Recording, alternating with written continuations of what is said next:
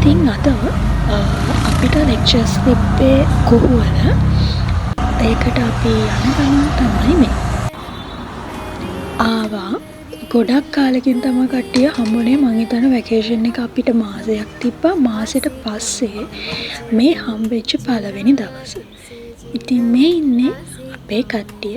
Batch එක සාමාන්‍යයෙන් එක ඩිපාර්ට්මන්ට් එකකට 50ක් වගේ තමයි ගන්න. එක ලෙක්චර් එකක් ඉවර වෙලා දැන් අපි යන්නේ දවල්ට කන්න. දවල්ට කන්න එහෙන් එන ගමන් අපිට කෑම එකක් ගේන්න අමතක වුණා. ඒ නිසා ළඟ තිබ්බ ෂොප් එකක් බලලා අපි ඒකෙන් මේ විදිහට අපේ ලන්ච් එක හදාගත්තා. ඊට පස්සේ ටික නම් වීඩියෝ කරන්න බැරි වුණා. පස්සේ අපි බෝඩිමට ගිහිල්ලා ගමන් ගත්ත වඩයක් එක තේබී තියෙන්නේ. පහවදා අපිට ලෙක්චර්ස් නැති වෙලාවෙදී අපි සඩන්ලි තීරණය කරලා අපි ප්ලෑන් කරලා නෙවෙයි ළඟ හිටපු යාළුවෝ කීප දෙනෙක් එක්ක මියුසියම් එකට ගියා.